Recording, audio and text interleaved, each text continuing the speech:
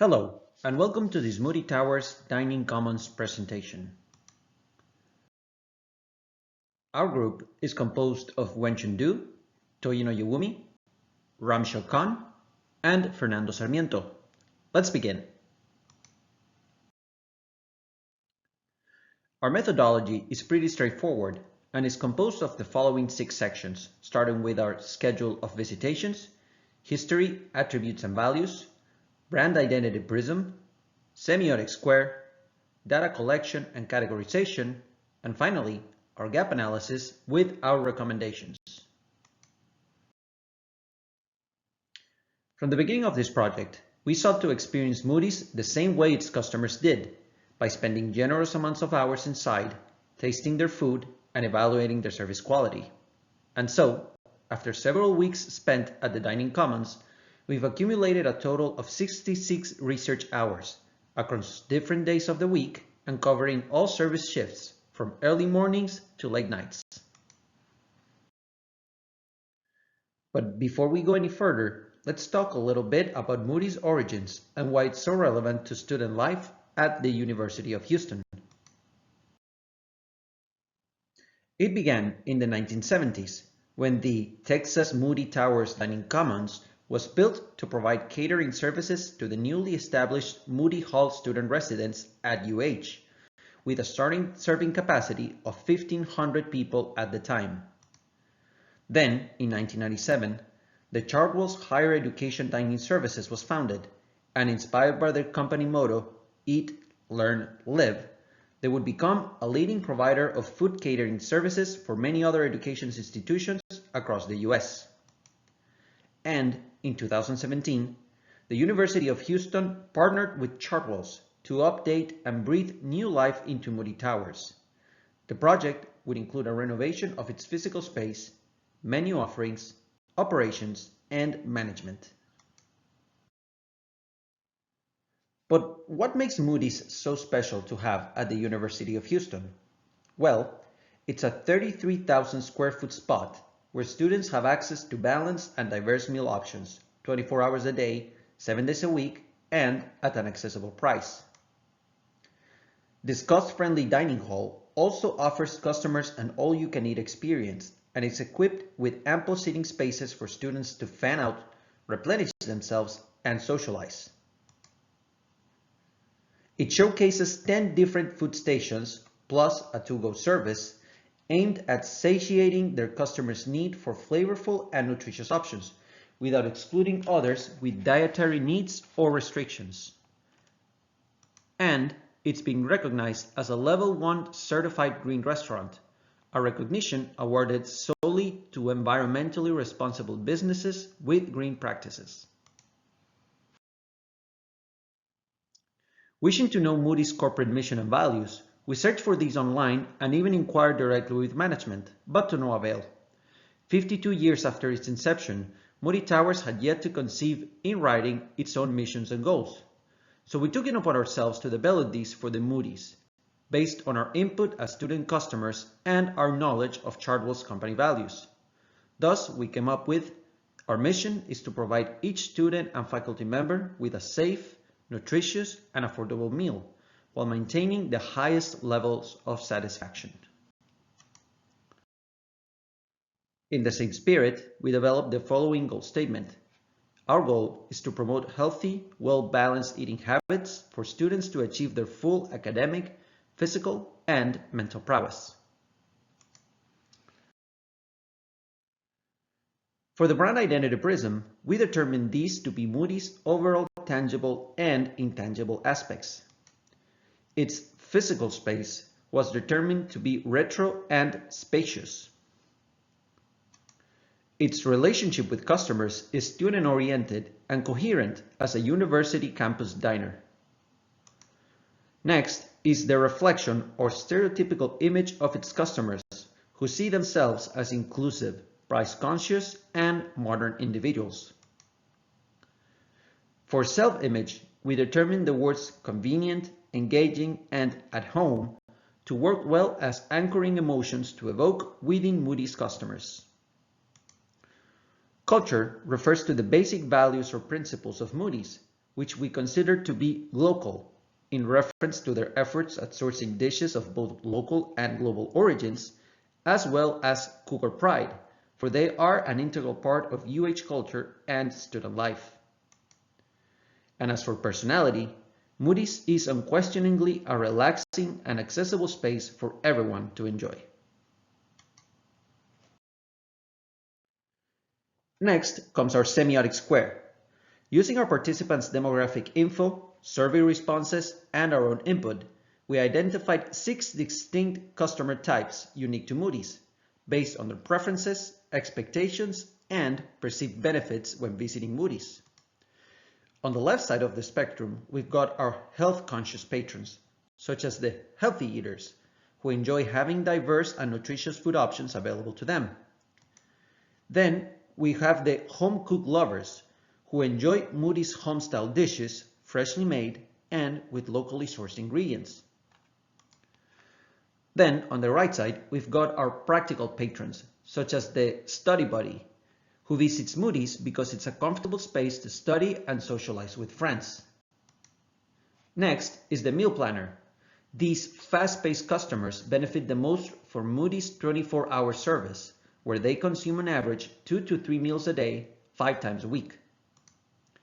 And in the middle of the spectrum, we've got our loyalists, such as the convenience seeker, who likes to grab a quick bite in between classes or settle down for the afternoon and leisurely spend their time there. And finally, we've got our Cougar Priders, a group composed of patrons who strongly support and appreciate Moody's as a source of campus pride and student identity. Now we continue with data collection and categorization. As for our survey design, we set out to collect data on 3 distinct performance areas of Moody Towers, starting with the people or staff at Moody's, who work hard every day to keep the place running, clean, and welcoming to all. Then comes operations, as far as could be examined and interpreted by ourselves and our survey respondents. And finally, the physical aspects, which include food stations, eating areas, utensils, restrooms, equipment, and more. With these 3 performance areas in mind, we developed our questionnaires and invited Moody's patrons to participate and share their feedback with us. At the end of the visitation period, we sorted through our compiled data and systematically compared our own observations against the bulk of the survey responses to ascertain whether our perception of Moody's issues and strengths do reflect and resonate with our participants' input. We then further broke down the survey responses into a comprehensive list of recurring themes or issues, all the way down to our list of top 3 positive and negative attributes.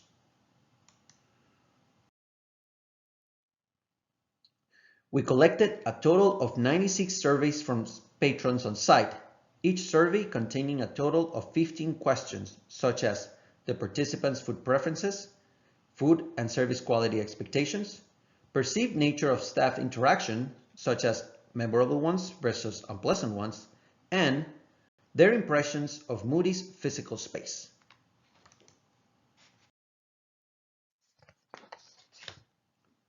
And so, our top 3 positive statements were great food at 61% response rate, great staff at 46%, and very convenient at 34%. Whereas our top 3 negative statements were lack of food variability at 41% response rate, few restrooms and trash bins at 38%, and particular personalities at 33%. This, however, refers to instances where the staff and patron interactions were unengaging, unpleasant, or even outright rude. But how do these positives and negatives actually translate into meaningful recommendations for Moody Towers? Well, we did this by assessing our top 3 negative attributes against Moody's actual performance and by categorizing them as mismatches found in between the customer's expectations and their perception of the services received. Thus, our Gap 1 issue is a design flaw, meaning that Moody's current physical layout does not facilitate the incorporation of additional restrooms and trash bins. A modest size of Moody's patrons are dissatisfied with the minimum quantity of restrooms available, the scarcity of trash bins, and necessarily long walks to get from one point of the diner to another. Then, our gap 2 issues are service delivery failures, with lack of food variability reported as the most perceived issue by dissatisfied patrons. The reality is that a large portion of patrons typically spend their time at Moody's within a set parameter of hours and days that are convenient to them. Therefore, these customers are not likely to try out all food options available to them and continuously turn to the same meals over pretty much the same visitation patterns. Next, we tackle particular personalities, our second most recurrent issue. These occurrences are rare and few in between when compared to the positive feedback that most other patrons would give of Moody's. Yet these very situations can over time become strong psychological deterrents that prevent would-be customers from returning and becoming fans. Nonetheless, although we've confirmed by ourselves that these less than ideal interactions do happen, we also acknowledge the fact that any given participant within our sample pool is subject to their individual social values and expectations, which can translate into biased reports of this issue. This we take into account when making our recommendations towards empowering rather than penalizing employees. And finally, we've reached our recommendations. First, we believe that the development of new seasonal and/or holiday menus will directly help address the issue of perceived lack of food variety without gravely compromising Moody's standing procedures, regular menus, and budget. If done correctly, the new seasonal menus will potentially endear dissatisfied patrons to return, entice new would-be customers to come in, and provide Moody's staff with periodical opportunities to revisit their training and operational procedures. Secondly, we believe that Moody's would benefit greatly from investing in the human and technical development of its employees, so as to help correct and prevent future negative interactions between its staff and patrons. The implementation of people skills training, language courses for non-native English speakers, or rewarding top performers with opportunities to further their careers through cross-departmental trainings will go a long way in strengthening employee retention and overall fostering a more engaging and pleasant work environment. And thirdly, we believe that better targeted marketing online and on-site across campus will work wonders towards increasing Moody's bottom line by increasing their community outreach on social media and more actively representing themselves around campus during special occasions, such as opening week, sporting events, and other instances where students gather to socialize or work outside of Moody's. That concludes our presentation. We thank you for listening and we look forward to your comments and questions. Thank you.